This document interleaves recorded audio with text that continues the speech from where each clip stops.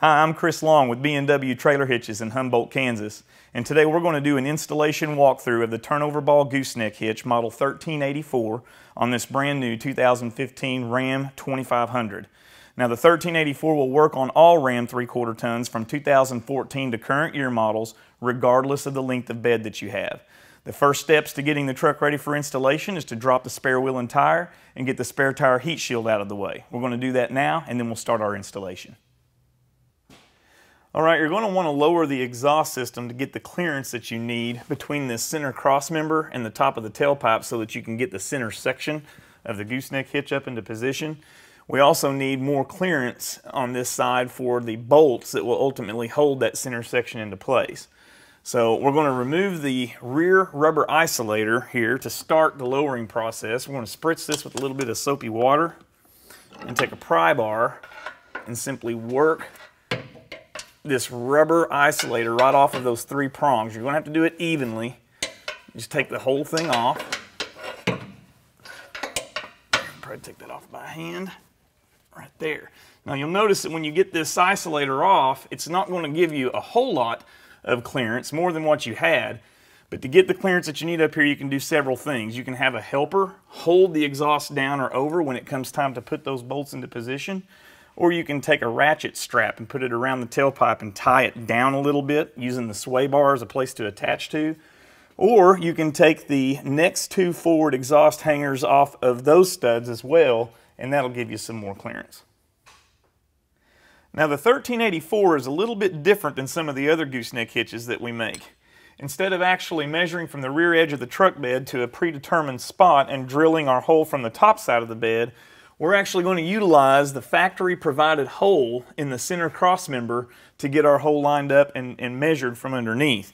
We provided you this nice little piece of C-channel with a hole right in the center of it that's designed to fit right inside of that factory hole in the cross member. If you place it up in there, it should be nice and firmly into position without any play. In this particular case, it actually holds itself. And then you can take a Sharpie marker or a pencil and mark that center hole right there in the center, and then take the bracket out of the way. And I've already drilled our hole here, but at this point what you would do is take a center punch and a hammer and center punch your mark and drill about an 1/8 inch to a 7/32 pilot hole from underneath the bed. And then what we're going to do is drill our 3.5 inch hole from the top side of the bed using that hole as our marker. With our pilot hole drilled, now it's time to drill the 3.5 inch hole from the top side of the bed. Now keep in mind this is a 3.5 inch hole saw. That's different than our more popular 4-inch saws that you'll see in some of our other applications. So be sure you've got a good quality 3.5 inch hole saw, and then line the pilot bit of the arbor up with our hole from underneath and go ahead and drill it through. Okay, once we broke through, I'm going to switch the drill to the slowest speed, and I'm going to run it backwards just a little bit to establish a cutting groove. Okay, and now we're going to go forward and let the saw do the work. It's important to keep this as vertical as possible so that hole will stay lined up with the hole that's in the factory cross member.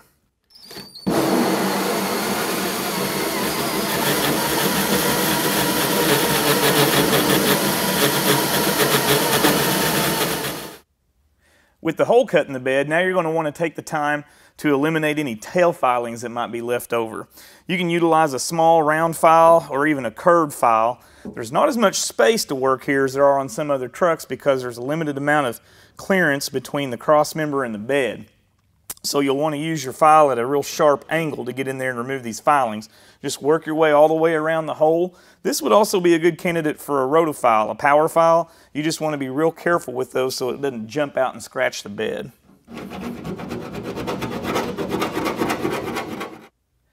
Now before you go up with the center section, you want to install the spacer block. It's the round piece of plastic that you'll find in the kit. One side is nice and smooth, while the other side has these little indentions. Be sure that the smooth side is oriented up. And you're going to put this in front of the factory cross member, but behind that bed reinforcement. It's a little tight, just push up firmly.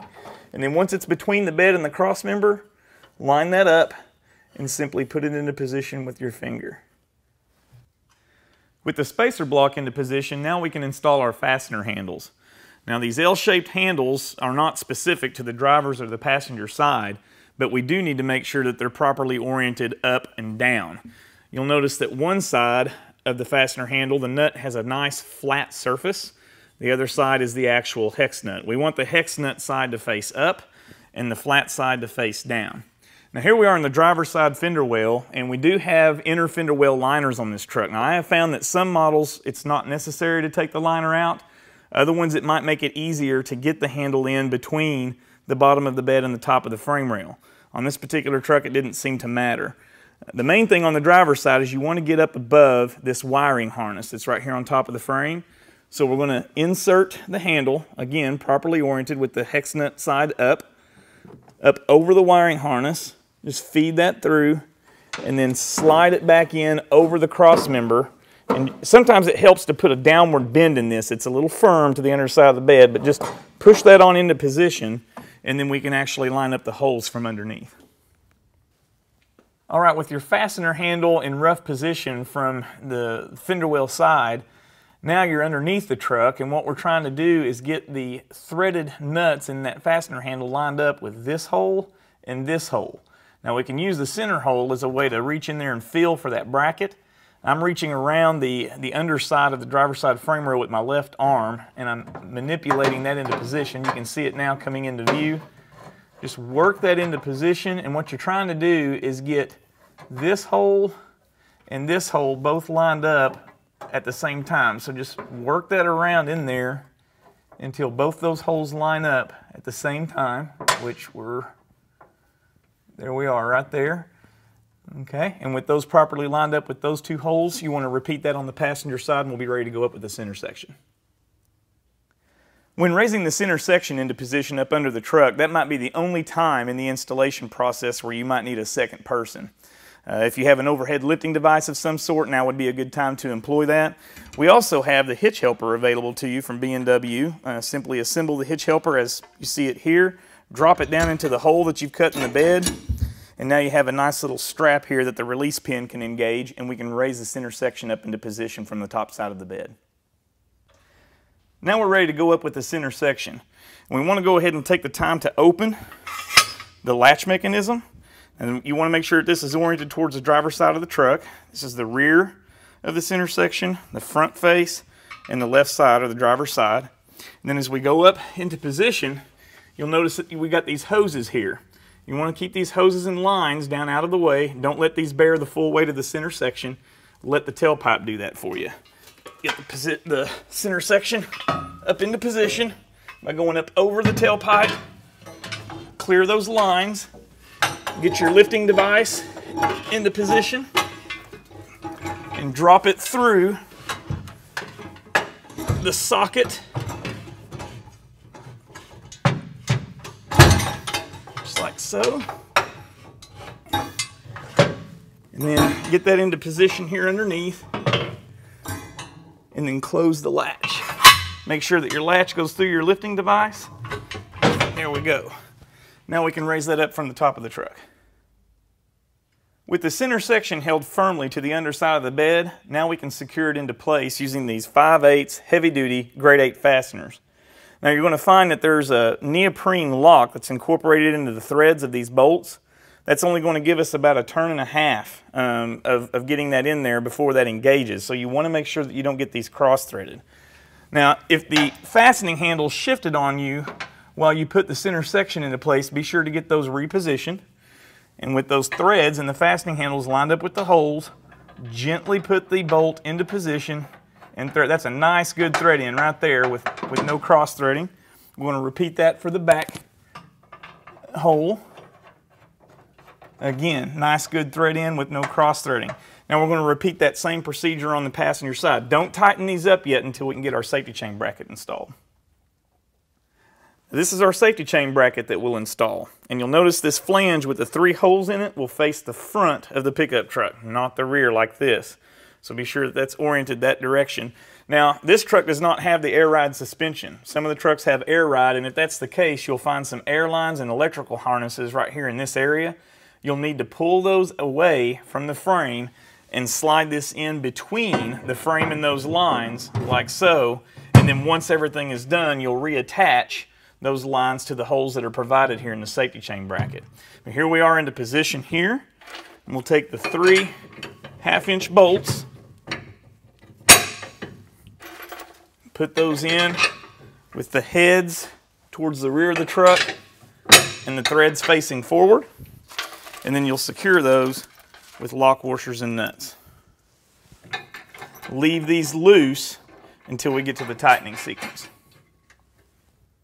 Alright, before we tighten any hardware, we want to make sure that the center section is squared inside the cross member of the truck. And we can do that by taking a small metal ruler or even a tape measure. I find that this is a little bit more accurate to measure the distance between the rear edge of the center section and the forward face of the factory cross member. We want to do that on both the driver's and the passenger side. Now for me, it ended up being about 5/8 of an inch on both sides. And in order for me to get that to move, I used a pry bar to gently push, or whichever side I needed to make that center section twist into place to where it's square. So we've got that squared up, and with that square and still held firmly to the underside of the bed, we can go ahead and tighten our hardware.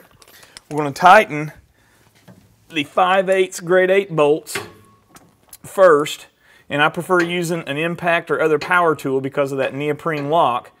And these get torqued down to 100 foot-pounds, so don't hammer them down too tight, just get them good and snug. The ones on the passenger side may be a little bit more of a challenge because you have to move the tailpipe out of the way to get the tool in there. So let's go ahead and get these tightened up, and then we're going to torque them to 100 foot-pounds before moving on to the rest of these.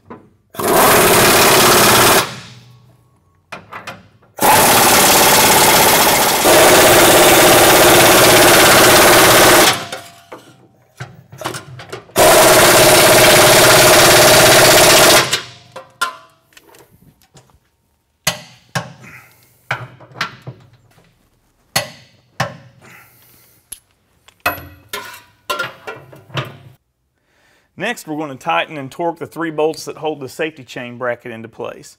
Now, these are your standard grade 8 1/2-inch bolts, and they'll torque down to 80 foot-pounds. We'll go ahead and tighten them up by hand.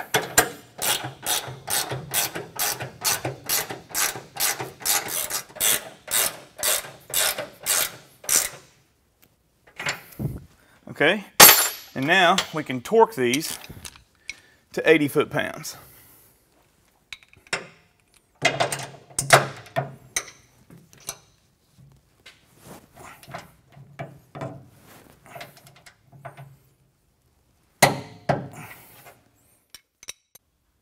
Now with our center section and safety chain brackets installed and torqued to specifications, we can move on to installing our release handle. Now that handle is going to install on this bracket right here on the driver's side of the center section. You'll notice these 2 square holes in there. Now if you were using a lifting device, now's the time to take that off so that you can pull that handle open if you need to. If you can get these bolts in, these carriage bolts in from the top side down without opening the handle, I find that it's actually easier to leave the handle closed. If you're having a hard time getting those bolts in, you can open the handle to give you some more room to work in here. Just remember that if the handle's open, it's under spring tension and it can come back on you pretty hard if your hand's in there. So I prefer to do it with it shut. Then you'll notice here's a release handle. This is kind of an odd shaped handle compared to ones that we've had on other models. You'll have this L-shaped portion here which will attach to the release handle on the center section, and then the handle that will protrude outside the driver's side fender well. Just run this in front of these hoses and lines here, go up over the top of the fuel tank, and in front of these lines right here, be sure you're forward of the center cross member of the truck, and feed that handle up over the top of the driver's side frame rail. You can actually help pull it through on the from outside the frame if you need to. If your fender well liner is preventing the handle from going through, you may have to trim or cut it. This particular truck seems to be working just fine as far as letting the handle underneath the fender well liner. Line these holes up right here with the bolts that you previously installed. Slide that into position like so. And now we can get our nuts put into position here. These are lock nuts. And then these will torque down to 30 foot-pounds. I'm going to snug them up with the wrench, and then I'll tighten them with the torque wrench.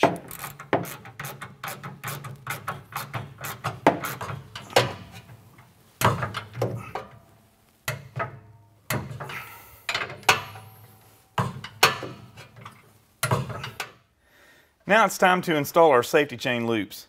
Now this particular model of truck presents a little bit of a challenge with drilling those holes through the bottom of the bed. This lip on the back side of the factory cross member will prevent the drill from being straight up and down. So we'll have to drill this at a slight angle. Now if you've got a longer 1/2 inch drill bit or even an extended 1/2 inch drill bit, this will make this area a lot easier to drill in. Just get your drill into position with the tip of the bit lined up with the holes provided in the safety chain bracket. You'll notice that you're at an angle. You'll have to dress these holes from the top of the bed with a file, but just let the drill bit do the work and drill a nice steady hole at an angle, letting it rest on the frame slightly. Here we go.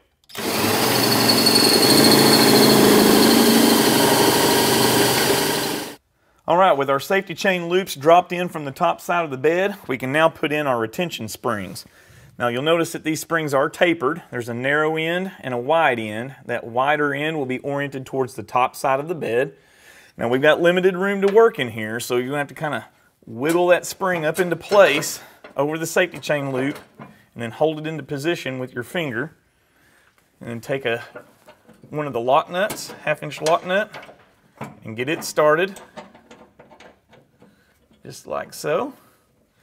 And then the instructions call for these lock nuts to be tightened on until they're flush with the end of the U-bolt.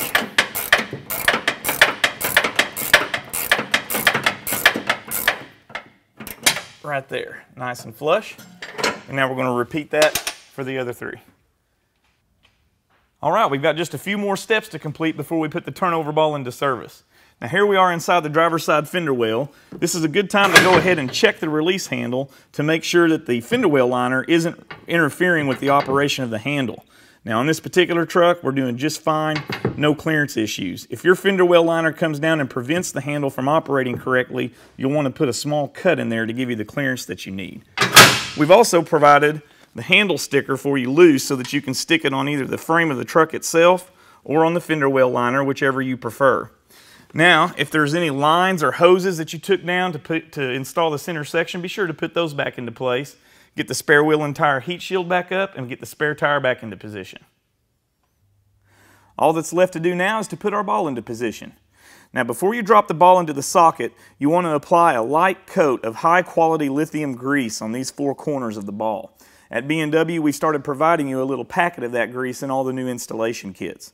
After the ball's been greased, drop it down into the socket, engage the latch pin from the driver's side fender well, and you're ready to tow a trailer.